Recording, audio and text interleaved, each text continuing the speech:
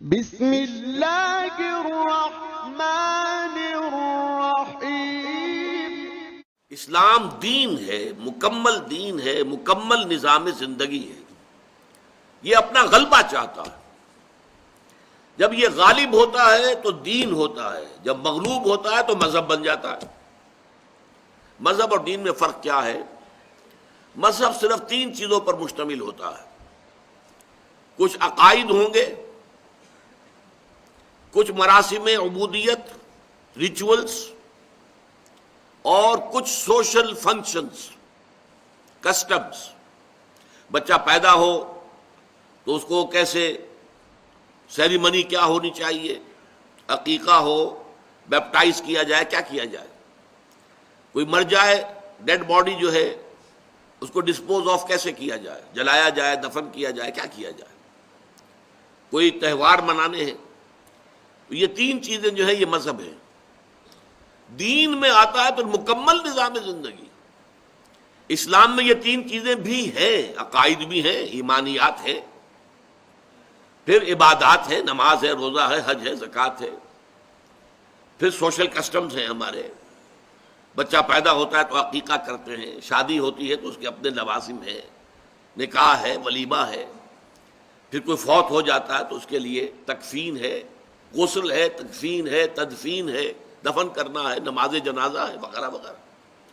لیکن ان پر مستضاد ایک سیاسی نظام بھی ہے، نظام حکومت، پورا قانون کے جو دیوانی بھی ہوگا، فوجداری بھی، دونوں، کرمنل لا، سول لا، دونوں۔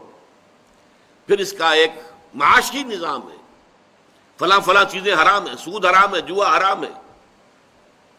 اس کا ایک معاشرتی نظام ہے، کچھ سوشل ویلیوز کا تصور ہے جن کو کہ پروموٹ کیا جانا مقصود ہے، ایک سوشل ایونز کا تصور ہے جن کی ریڈیکیشن، جن کا استیصال، ختم کرنا جو ہے مقصود ہے۔ تو اسلام جو ہے، میں 3 جمع کر کے کہا کرتا ہوں، 6 چیزوں پر مشتمل ہے: عقائد، عبادات اور معاشرتی رسومات۔ یہ مذہب والا حصہ ہو گیا۔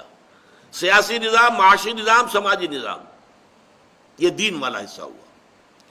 بدقسمتی سے ہمارے ذہنوں میں بالعموم جو ہے، عام طور پر اسلام کا تصور صرف ایک مذہب کی حد تک رہ گیا، اور ہم اس پر کنٹینٹڈ ہیں۔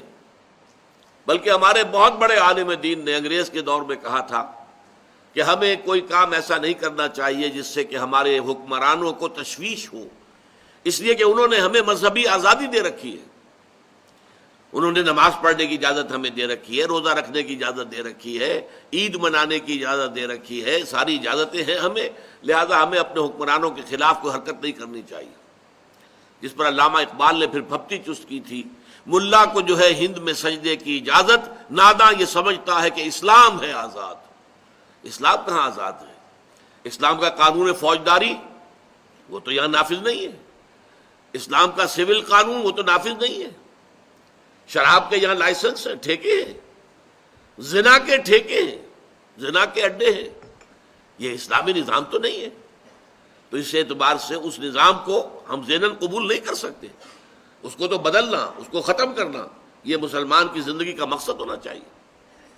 تو ایک تو یہ کہ دین کا تصور صحیح ہو جائے مسلمانوں میں، وہ محدود تصور کہ یہ مذہب ہے یہ ختم ہو جائے، اور یہ تصور واضح ہو جائے کہ یہ مذہب بھی ہے، لیکن مذہب کے علاوہ اس میں پورا مکمل نظام زندگی ہے، سیاسی، معاشی، معاشرتی، دی پولیٹیکو سوشو اکنامک سسٹم مکمل جو ہے اسلام کے اندر موجود ہے۔